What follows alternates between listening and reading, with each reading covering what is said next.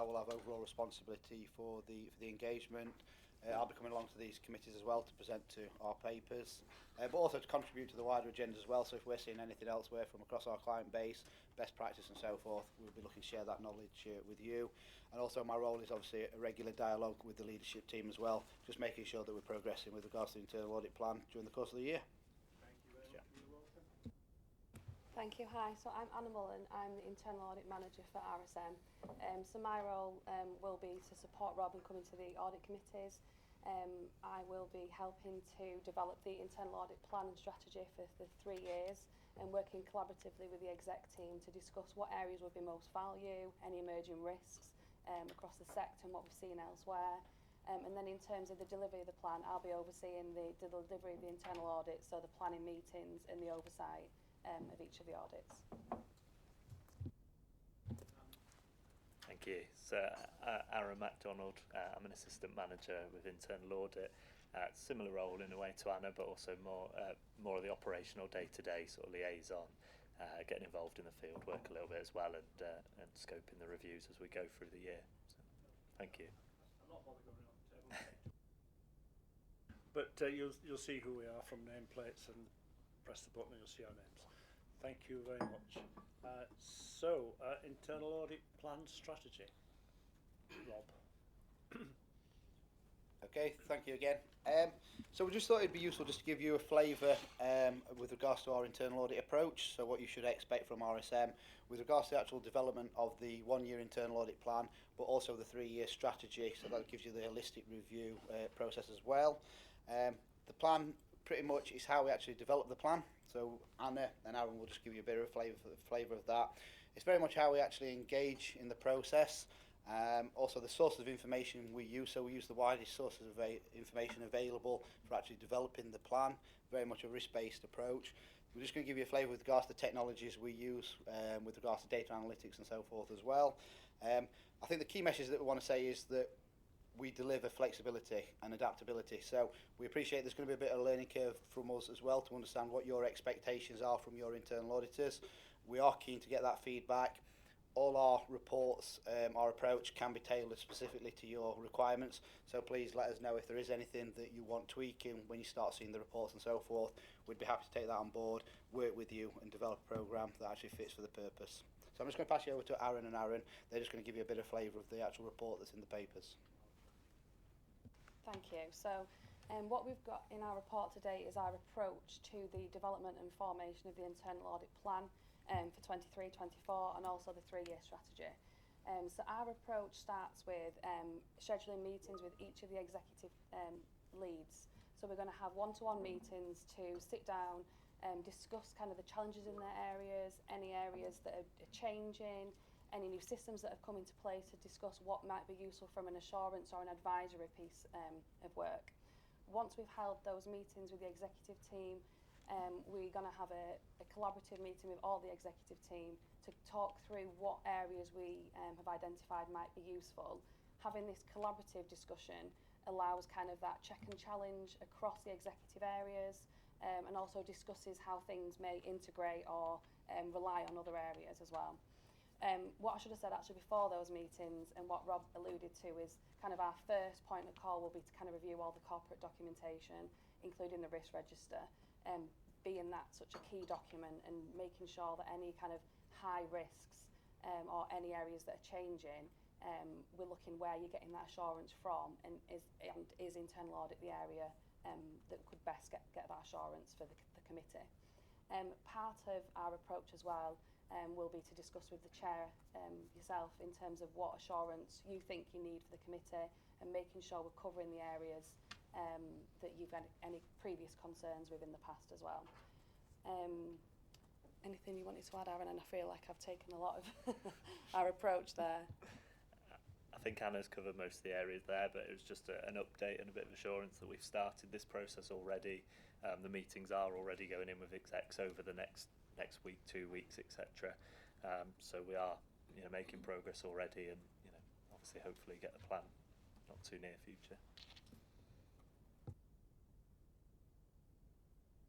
Yeah, I guess just welcome to RSM on behalf of SYMCA and the wider committee. We're really pleased to have RSM on board there. Tender was by far and away head and shoulders above the others that we reviewed, and I've personally worked with RSM in the past, and so really pleased with our appointment. And I assume your performance will be better than some others who are working with us. I shouldn't have said that. Yes, you should. Couldn't resist. Couldn't resist. Yes, you should. Okay. Is there any other feedback, questions, comments, RSM?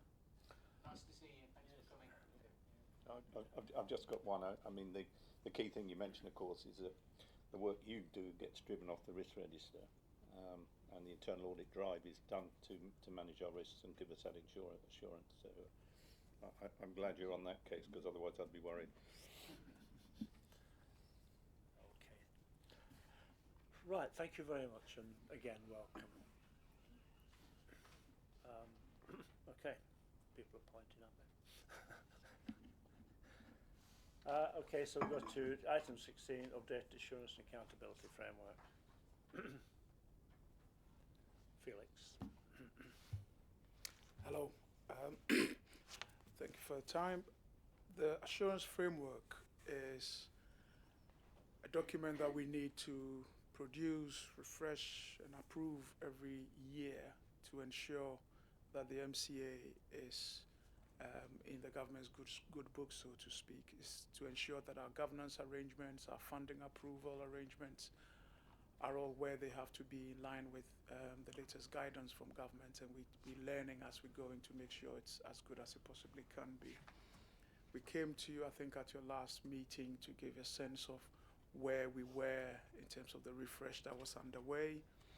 The paper you've got and the slides that came with it hopefully gives you a sense of the work that has been done up till now. This has gone to the MCA board, and we are just about to send it off to government now for that part of the process to get underway as well. This year, what we've done is to take a really radical look at how we can drive much higher efficiency through particularly the funding approval process, without compromising the quality of work of the output, really, ensuring that we are able to appraise and scrutinize all funding proposals that come through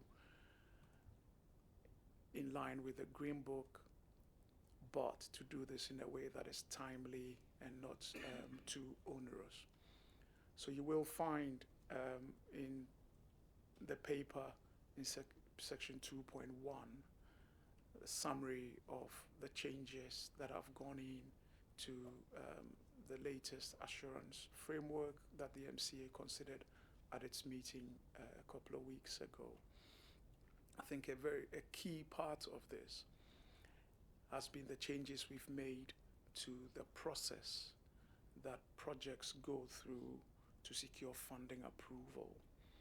We've looked at this process and we've made changes such that the MCA board continues to retain its role and responsibility in making the key funding approvals and considering all the projects that come through, but as much as possible that it does this once and does this at the best time possible, which is when all the information is available.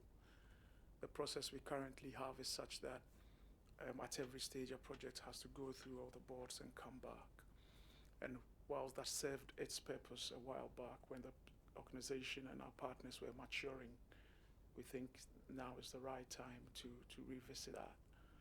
So the process we're putting in place will ensure that the MCA board continues, and the thematic boards continue to have play the role that they have to play by law, but they do this at a point where we have all the information that we possibly can have, and the board can then make that funding decision at that point and delegate to officers,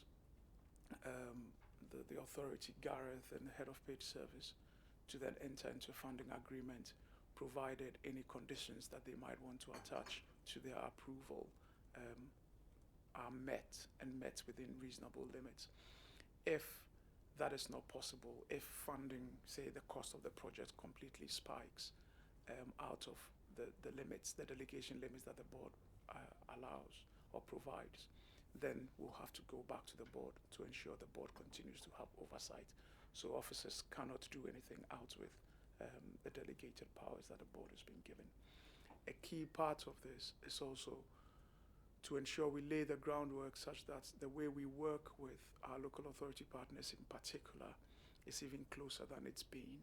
So under Gareth, we've set up our PMO, our Program Management Office, set out a program board that oversees this. And the role of the PMO is to make sure that we've got a group in here, skilled, experienced, who can more or less hold the hands of all partners as they go through the process, make sure they have all the information they need, all the support they need, all the co-design and co-development that has to happen. They have a partner here that they can work with, ensure that any early release of funding necessary for a project to be developed is facilitated at the right time and as seamlessly as possible, but also to ensure that we have the information we need so that when we're going through the midterm of what we call the gateway review process with central government, which is an evaluation and review, monitoring review process that the government has put in place to ensure they are reassured that we are spending money the way we have to. And that is fairly time consuming, and we need to have all the information that we need, that government require. So the PMO ensures that that is all in place, and we've stood that up, and it's already making quite a lot of difference. So this assurance process ensures that the role of the PMO is clearly, the assurance framework ensures that the role of the PMO is clearly set out, and partners are aware of this, are working with them. We've tested this out on a couple of projects already that you may be aware of, the child health facility at the Olympic Legacy Park, the West Bar scheme. And so far it's worked very well. In the last month, I think over £50 million worth of projects have gone through the process. And we've been able to secure the approvals needed without compromising on the quality of the appraisal that needs to go into it and the scrutiny work. So that is what's set out in the new assurance framework. The slides that you've got sort of presents a summary view of it, and happy to take any questions that you may have, but hopefully that's all in order. Thank you. Thank you very much. Questions or comments, Rhys? Before you send this off to government, you'll need to make a change. I think we mentioned it in the last meeting. If you go to 3.77 on the report, it says the independent members lead a transport working group. That no longer exists. That was done for the transfer of the PTE. Well, you haven't, because I'm looking at it and I'm reading it to you now. And it comes up again at 4.11. I think it's 4.11 or something. 4.11. It comes up again. So you need to make that change. Thank you. Eagle eyes. Perhaps you've already made the change in your heads and in your practice, but not in the document. It happens sometimes. David. And sorry, another equally small textual point, 3.76 immediately above 3.77. Membership of the Audit Standard Risk Committee applicable balance consists of 8 councillors and 2 independent members. Yeah. No, it doesn't anymore, I don't think. No, it doesn't, no. And we mentioned that last time. It's 4. Lindsay was just telling me she regretted not correcting that.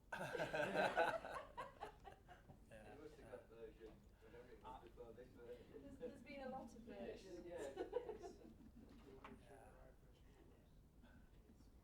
Yes, Paul. Thank you, Chair. Notwithstanding the 2 corrections, as a newcomer to the authority, I found it very useful indeed. There's a lot of background in there that sets out how the authority works. So I would say thank you very much indeed for that. How often do these boards meet to review the So if I'm a project manager or a promoter and I'm bringing something through, and I appreciate that it depends on the scale of the project, but what's the sort of time scale it would take for me to get a project through the assurance process? Thank you. Very, very quickly. So, as it currently stands, and there is a little bit of work underway as part of a wider review of the organization, which maybe around by the autumn might change some of this. But as things stand right now, the MCA board itself meets every 8 weeks. The thematic boards also meet every 8 weeks. But they meet sort of a few weeks before the MCA board meets. So you are never really more than 4 weeks or so away from a decision-making board. Aside that, the assurance panel, which currently it is chaired by a member of the LEP board, and it's made up of statutory officers and other technical managers and directors in the organization, meets every 2 weeks. And the program board, which is purely an internal officer forum to oversee the development of our projects, also meets every 2 weeks. So you are never really more than 2 weeks away from one of these groups assessing a particular scheme. What we found, and I'll say a little bit more if you want, is that probably about 70 to 80% of the time it takes for a project to go through from idea to signing on the dotted line, about 70 to 80% of that time, the project is actually not with us. It's being developed by whoever the promoter is. And the rest of that time is when it will come to us and it needs to be appraised, and we'll go back with whatever questions. There have been times when we've been able to work a project through the whole system within 4 to 6 weeks, if all the information is available. If it needs to be much quicker than that, we will do all we can through the delegated powers route to be able to do that. But we're able to move, quite quickly. This revised process hopefully should allow us to move even quicker. Gareth, yeah, if I just give you a little bit of contextual information. So when I came back to the authority in 2020, the chief exec at the time asked me to do some work on how long it was taking to get a scheme developed, and the numbers were really quite stark. And for a scheme valued over £2 million, which is the majority of schemes, it was taking 36 weeks to get through each of the 3 gateways that you'd need to get through, from development to SBC, SBC to OBC, OBC to FBC. So you're over 2 years from an initial award of funding through to just getting a spade in the ground. And that was impacting on everything, and it's a contributing factor towards our capital programme slippage. So we undertook what we called a business process re-engineering review, where we had PwC come in and crawl through systems processes, and as you'd expect, they tell you some of this is people, some of this is structural, some of this is process, and some of this is technological, all the usual things the consultant will tell you. But it's that activity was really the genesis for the changes that we're trying to make now. So we've got to prove to government that we're a good custodian of the devolution powers and funding.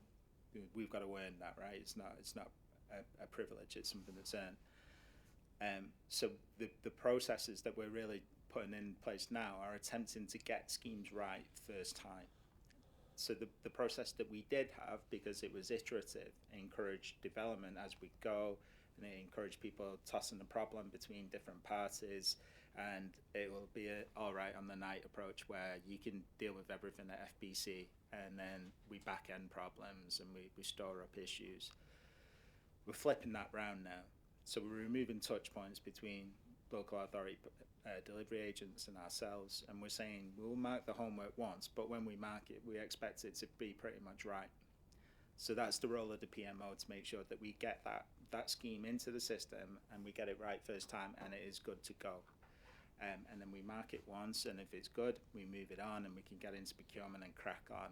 So it's a fairly fundamental change in the way that we're proposing that we do business, and it marks a move up the maturity curve between us and our LAs and the relationships between us, but also recognises a degree of a change in trust, and that we will rely more on local authority processes to get this right.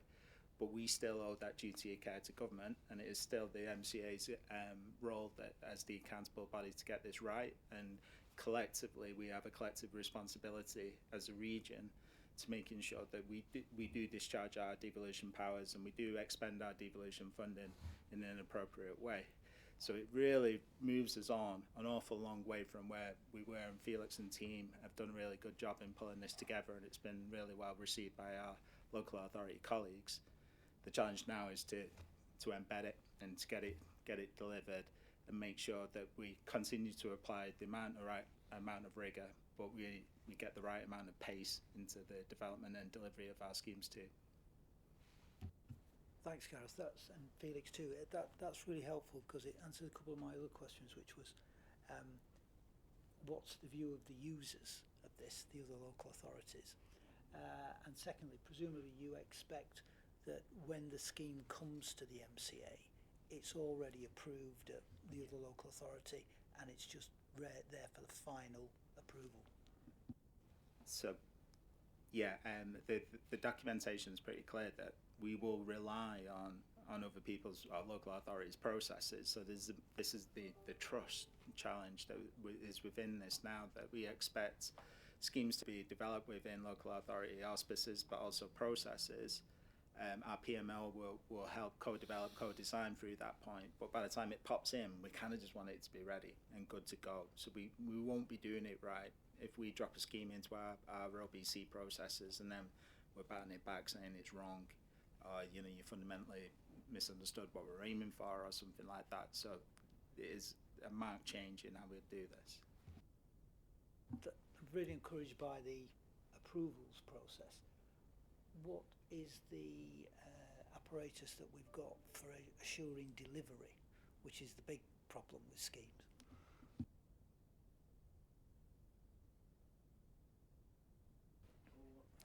A big. What's that?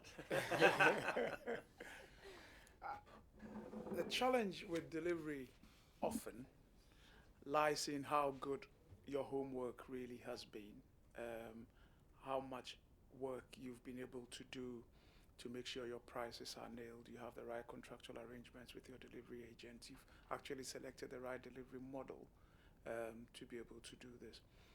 And in an inflationary environment, as we find ourselves in, that is a particular challenge for us, and being able to move quickly is a huge determinant. What we have found is good projects that are developed well have very little problem when it comes to that delivery stage, because the detailed design work is being done.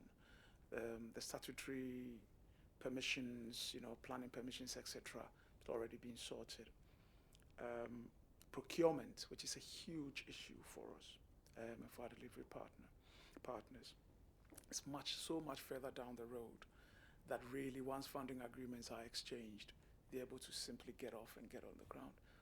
What hampers delivery tends to be if a project comes through, as Gareth has said, and we find it's probably not ready. There's an imperative somewhere, which means we need to move quickly and provide a funding approval, but it's not quite ready in terms of its procurement and all of that. And that means we might sign a funding agreement, but we still have to wait for all the procurement returns to come in, and then the prices might be out, or there has to be some changes in the design, and then we have to go back and re-engineer, and that is where the challenge lies. What we are putting in place, we are hoping, expecting, that we are putting enough trust in the system such that our delivery partners are able to do that work beforehand. And we are so much further down the road. We are 95, 99% in terms of cost certainty. That delivery is much easier. The other point is that we've been able to put in what we call feasibility funding into the system. In the past, we've been very reactive. So a funding opportunity comes, and we then have to go out and ask ourselves, what opportunities have we got? What projects have we got to put towards that? That has led to so many challenges.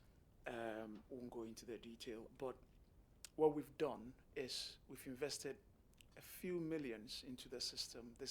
We are going into the second year of that now, where we're investing in the capacity and the capability of the MCA and our partners, so that we have the expertise to develop the ideas, to develop that into a prospect, into a project that is deliverable, and to be ready for when funding opportunities come. And we've tested that in the run-up to Christmas, and it worked quite well, even though it gave some of us a few sleepless nights. But it worked well, and it means that our projects are baked a bit better and are ready to be delivered when we actually sign on the dotted line, when funding approval is available. So I think we are in a better place now, but the next year will tell us how much more we have to do to iron some of this out. And the inflationary environment will continue to test us, no doubt. Felix has been a little bit modest about the money that we put into the system. So we recognise the capacity challenges. We touched on it in the MCA in today's session, but capacity challenges across our local authority partners for scheme development, for scheme design, feasibility, just daydreaming about what you might want to do, all the way through to delivery has been really lacking after a decade and more of austerity, where that sort of capacity has been trimmed right to the bone. So we've invested over £24 million through what we call the Project Feasibility Fund, that we've distributed out to partners to give them that space and headroom to do some of this work, but then really to drive delivery. And we've complemented that with over £10 million worth of City Region Sustainable Transport Settlement revenue. So we talked about the capital side earlier that we've got available for investment into the tram. We've also got some revenue money that we're plugging into the system to develop capacity in each of the LA teams. And that's probably why Rotherham can afford to nick Matt Reynolds. But there's money going into the system for this sort of stuff.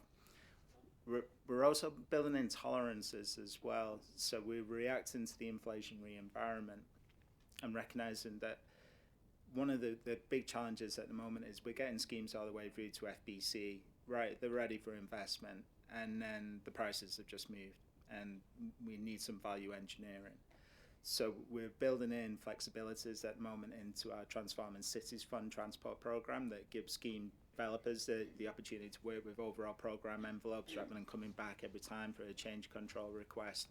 And part of the assurance framework is about, at OBC, when we pass an approval through, giving a little bit of space for movement on prices within certain thresholds and tolerances to make sure that we're not bodging the system up with relatively small changes that just slow us down into the future. So we're really going at this from several angles, whether it be people, such as through our new programme management office, whether it be technology through our new project management system that we've got, which is Virtual, where we can manage without paper flying across the region, or it be funding with the Project Feasibility Fund that we're sticking into the system, and then finally process, which is just the back end of all this, which is the assurance framework, which wraps it all up.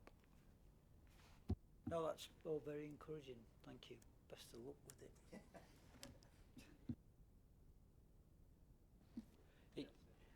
It solves a lot of problems that people have moaned about for a long time. So these are really good developments. It should deliver, and especially if at the MCA level it delivers faster decision making. I mean, that in a way is very important in terms of delivery on the ground. But without the people on the ground to develop to do some of that thinking, it's a knot that you can't untie. So I think it's great that you're taking steps to untie both that knot, get the string stretched out at both ends. Yeah, if we just address one part of it, all we do is excuses, now accelerate the problem. But just to give you some flavour, as the difference we're making in practice. So just before Christmas, Felix alluded to it. Government called us up and said, look, there's an underspend in national government. We've got some funding. You can bid into this funding. I mean, in years gone by, we would have been like, fantastic, but we've got nothing on the stocks. But because of the work that we've been doing over the last few years, we had a long list of schemes that were at various stages of development that we were able to say, okay, no problem, here's what we've got. And government went away and said, we like that one, and that one, and we'll fund them. So we got 2 schemes in Sheffield and 1 scheme in Rotherham approved. That was the National Centre for Child Health Technology at the Olympic Legacy Park that went from a standing start in the autumn to full approval and away in March. And because we've been able to put that investment in, it's anchored a lot of other private investment around the Olympic Legacy Park. So it's already making a big difference. We were able to get a scheme away at West Bar, which is an existing regen fund that we were able to amplify. That's just gone for approval in March. And the Rotherham Markets and Library scheme, which is a regen scheme within the town centre in Rotherham, was also approved by government, and we've just about got that through for approval this month as well. So we were able to move at a pace that we weren't previously able to do, partly because we already had things in the pipe, and partly because the processes that Felix talked about have been tried and tested on these, so we've been able to move much faster through the rigour of our appraisal processes. And we're beginning to see more activity around the CRSDS programme coming through much faster now as well, because we've got the capacity to within the region to develop it out. So it does feel like we've moved around the corner in some respects, so now we just need to put our foot on the accelerator and see what we can get done.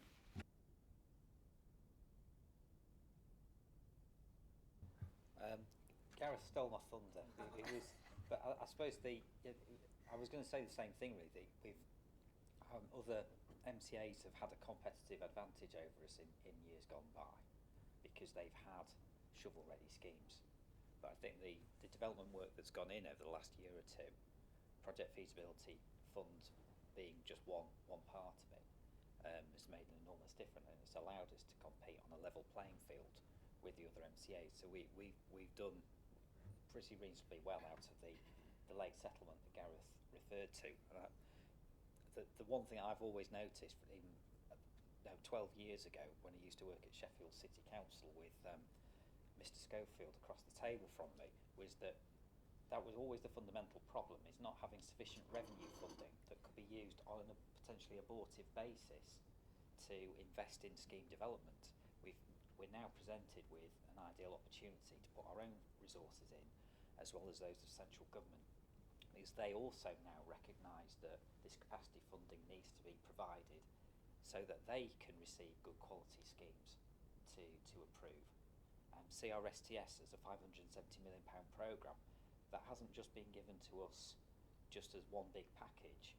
We had to set out very clearly which schemes make up that 570 million, and that's all come about from the fact that we've invested the time and effort to produce a solid strategic business case and then a clear rationale for each of the projects within that.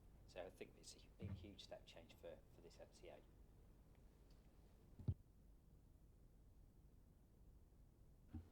Yeah, it's a very comprehensive document, and I think it's going to be useful going forward. But if I could just point out a couple of, well, not a couple, there are a number, but it is just one topic that's in error, and it's possibly maybe not known to yourselves as well. There's lots of references to Doncaster Metropolitan Borough Council, which doesn't exist anymore, and the acronym DMBC. So obviously, if we commend that to City of Doncaster. Thank you very much.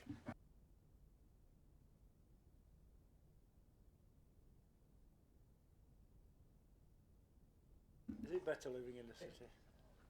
It's difficult to get out of the habit of saying DMBC to people.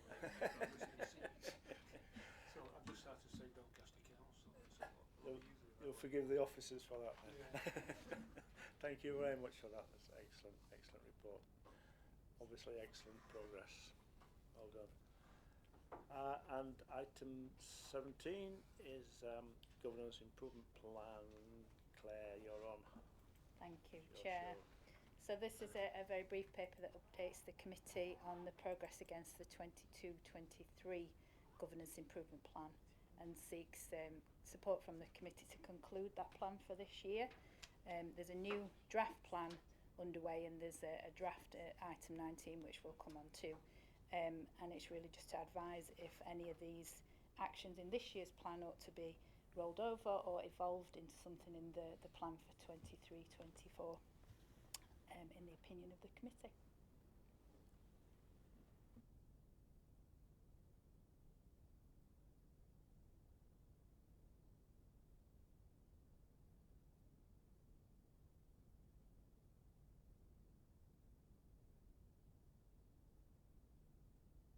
Code of Corporate Governance Review.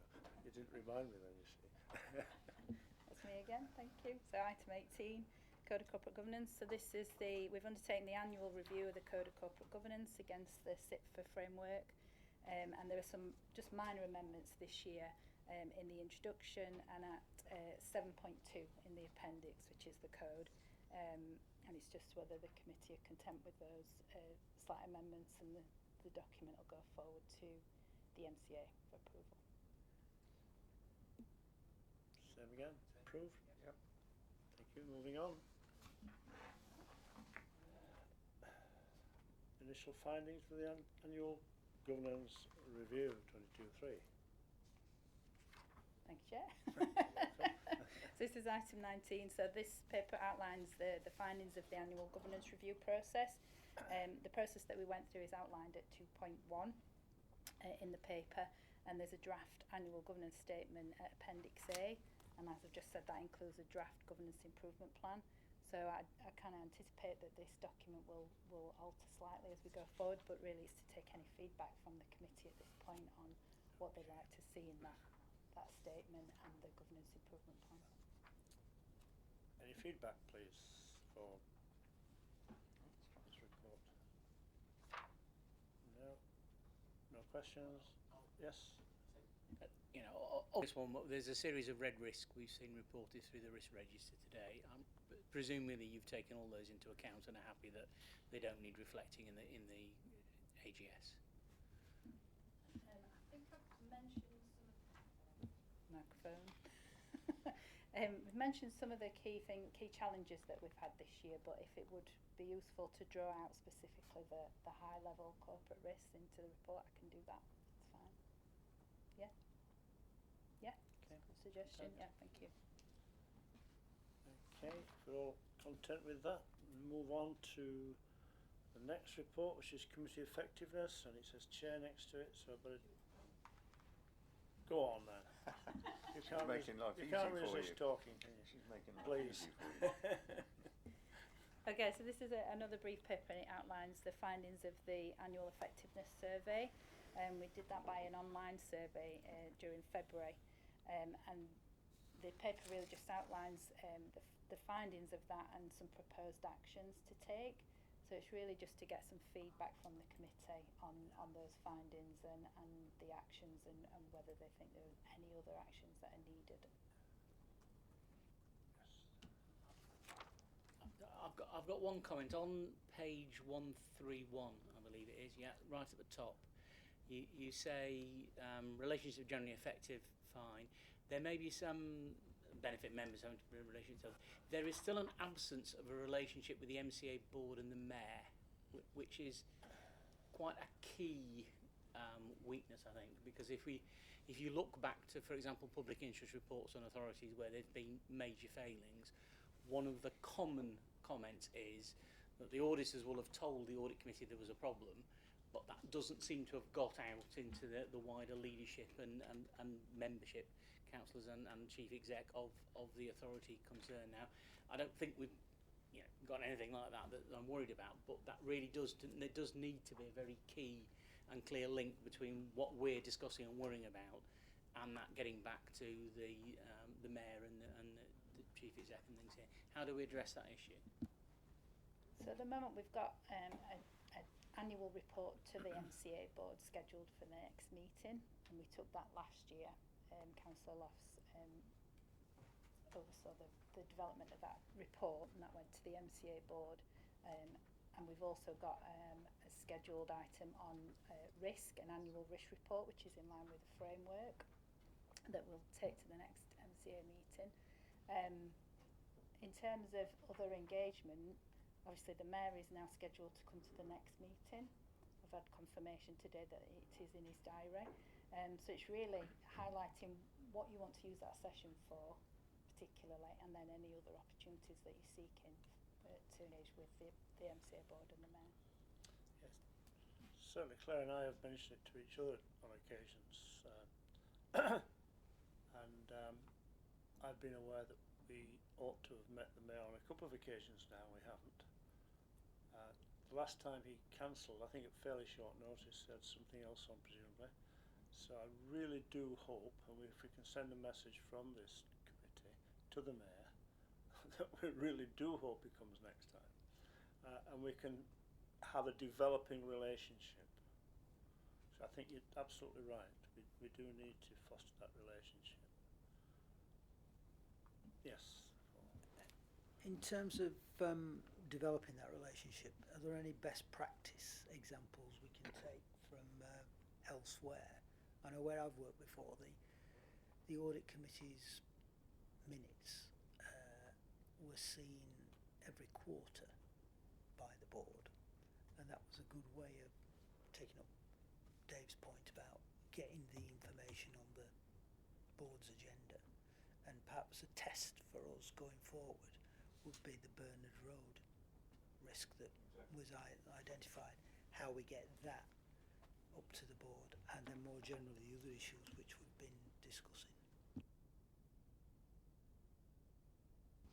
Yeah, anything which brings our work to their attention I think would be welcome and beneficial. I can't see them reading all the minutes, but at least they know we exist. And in that case then perhaps if we did a quick digest for them, but there doesn't seem to be any formal, going back to the insurance framework perhaps, there doesn't seem to be any formal mechanism other than your annual discussion with the Mayor, and that I think the committee is suggesting is too long a period. We need something that's more immediate that gets back to the board. I think that's I think that's been one of the problems, that there is no formal mechanism. Right there, and it's so much easier if there is a formal mechanism. So what I've seen in the past is we have the annual report that we prepare, but we also have a mid-year update, which captures where we're up to, and is an opportunity for the committee to flag any information to the board that it feels relevant, and that was normally around late summer or autumn. So we could think about doing something similar. But I think possibly an action for us to go and look at what other authorities are doing as well.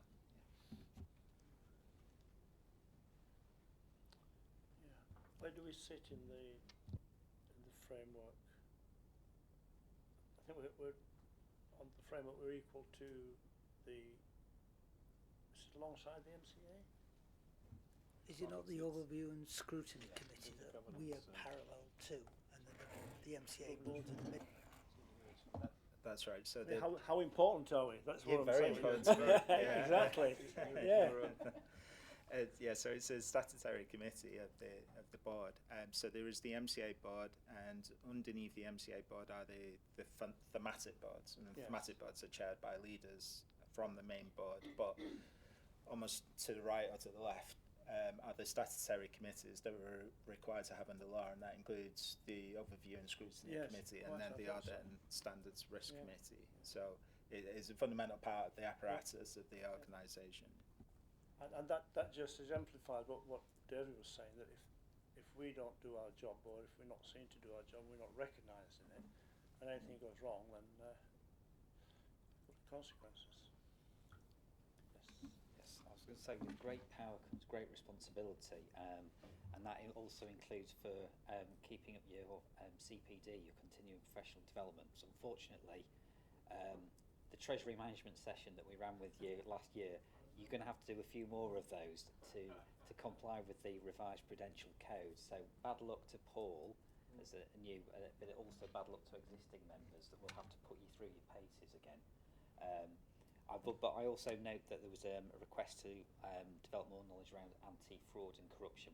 We have a policy on that as an MCA. One of the things that Gareth and I touched on in our inception meeting with Rob and Anna and Erin was where they could possibly help us with sharing best practice from other areas. So one of the, I think counter-fraud standards was one area. So we'll see if we can pull some of these threads together, Chair, to help benefit your kind of knowledge and skills database and that of your colleagues around the table. I can go further.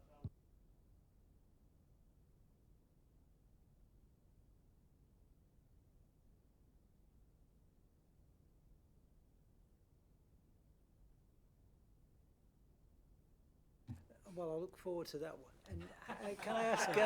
No, seriously, it is a. Having once had to present the Treasury Management report, it is a very comprehensive report into what's going on in the authority. But just going back to how we get things sorted, and it's good that Gareth and Claire will take this away. How does the Overview and Scrutiny Committee interface with the MCA board? It doesn't. I don't think in a way that you might think. So I'm not aware of any formal engagement between the MCA board and the OSC.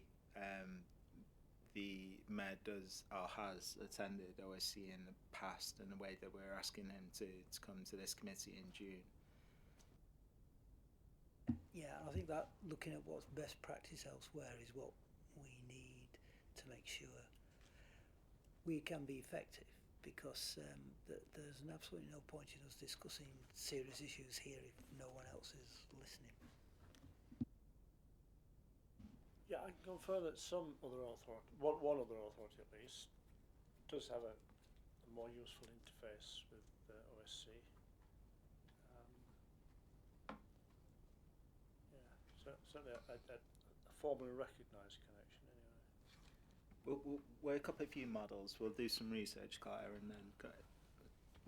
We'll say from an internal audit perspective, we can share what we're seeing elsewhere as well, because one of the things that we'd have expected to see was some defined reporting lines and reporting structure. So that's one of the things that we would ask as we were getting used to the organisation is who reports to what, when, what responsibilities have those individuals got. Yeah, for this committee we would see the board seeing all the minutes, but we'd also expect certain things such as internal audit reports and sort of things like that, the topical ones, hitting the agenda at some point as well for discussion at the board as well. So I'm not expecting everything to be repeated at the board, but yeah, we would expect to see what reporting structure lines do take place. And to be fair, that is quite a common practice that we would see across all our local authorities and combined authorities. I think I've often considered, I don't know how true this is, but my perception has been that this is a fairly new authority and systems are developing. That's not an excuse. I'm just thinking, we'll be 10 years old in 2024, April 24. I think your view is possibly coloured by the fact that in a relatively short space of time we seem to have gone through various iterations of existence and probably are likely to go through some more fundamental change within the next year or so. So it's a constantly evolving picture. But this is why we do these exercises, because it's useful just to tease out whether what we have now is still appropriate for where we might be in the next few months. We touched on the subject in the earlier meeting about escalating the Barnett Road. So, I mean, if you look at committees of other boards in other sectors, those committees have ability to escalate. And we don't seem to have an ability to escalate. So there should be a process whereby if there are things that come up in this committee that need to go up to the MCA and beyond, there is that escalation process and know it's done. And it should actually be a standard item on the agenda which says items to escalate. That's what I'm used to in boards in other sectors. It's surprising it isn't done actually. I'm not sure how useful it is, but at another board that I chair, we regularly invite senior officers if there's an item on which concerns them, so they hear directly what the feedback is.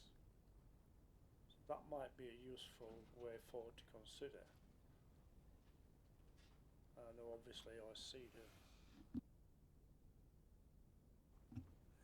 Yeah, and I think sometimes what's helpful here is to consider real cases as a scenario to say, how would we deal with that? And I think Dave's point about the public interest reports that have been written where authorities have had major management organisational failures, we need to be in a position that we feel that if that was the case here, it would get to the necessary board to be able to take action to correct that before failure occurred. And I think best practice, and your suggestion about what happens elsewhere, better liaison with getting people here too for key issues that they need to hear our views on is the way we need to develop that.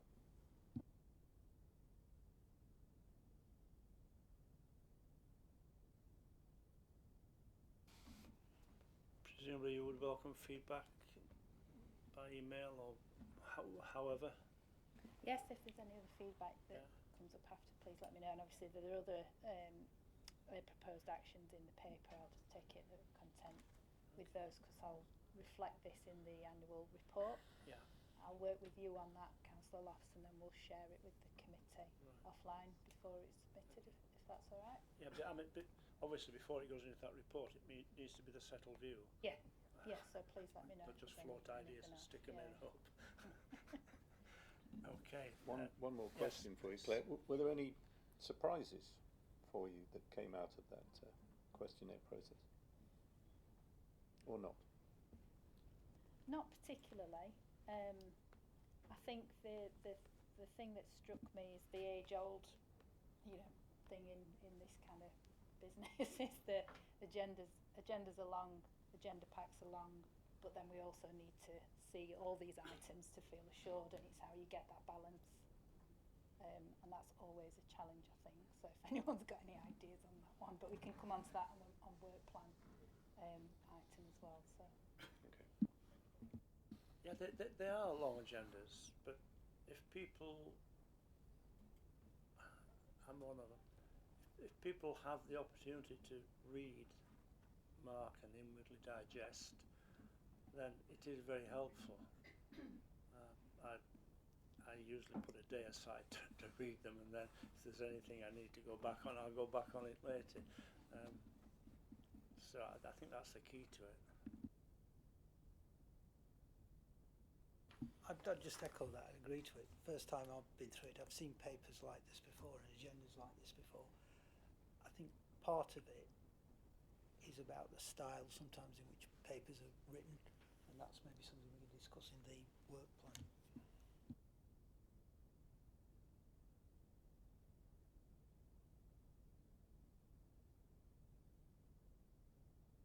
To breach of controls report, Gareth.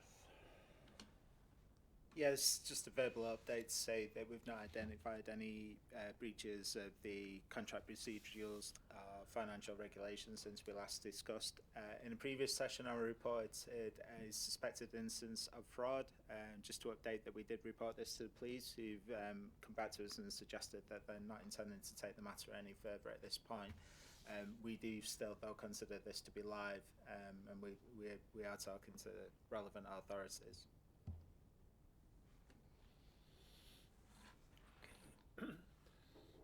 And item 22, a final item, appears to be a very short agenda for April 23. So, so yes, obviously this paper, it's the regular item on the work plan. We've got one remaining meeting on there, but then what we're trying to do, and I think Ellen's been in touch with everyone about availability, is get a single item meeting in April to agree the internal audit plan and strategy. So if you've not managed to respond to Ellen at this point, if you could let us know. So trying to get that in, but it'll be just a very short meeting to agree that, but it will be a formal meeting.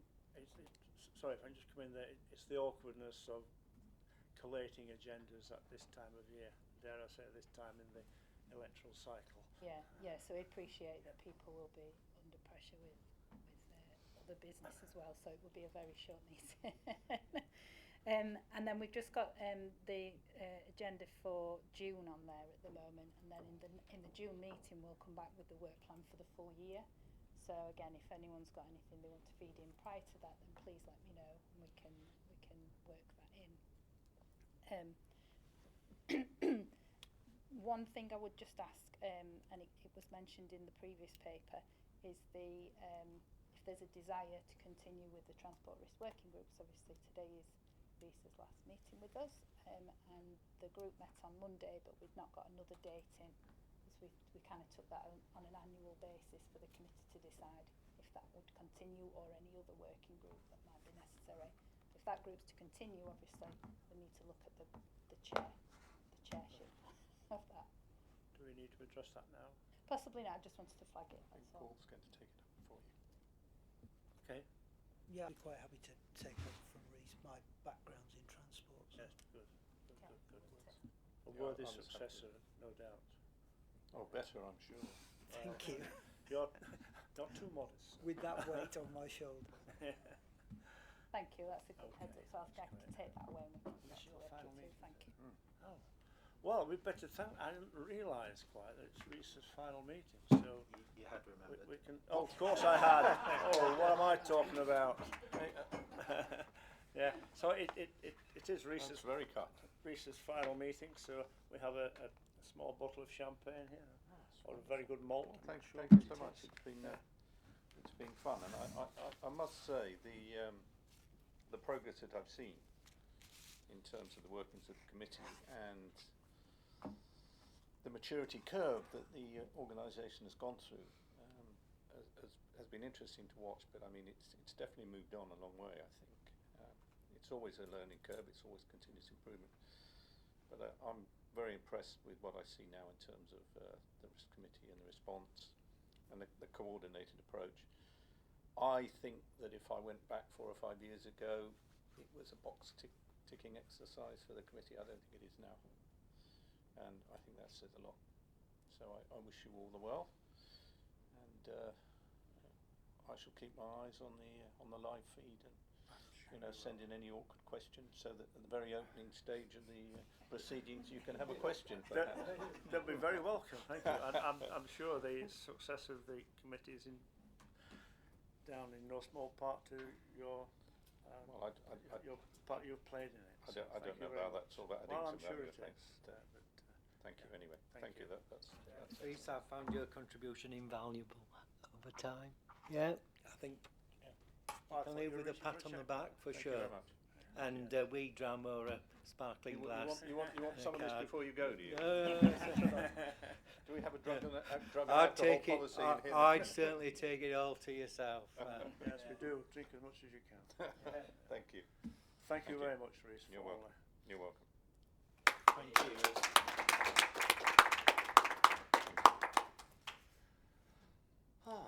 That's it. That's the end of my agenda. We're all free to go and drink Rhys's bubbly. Thank you.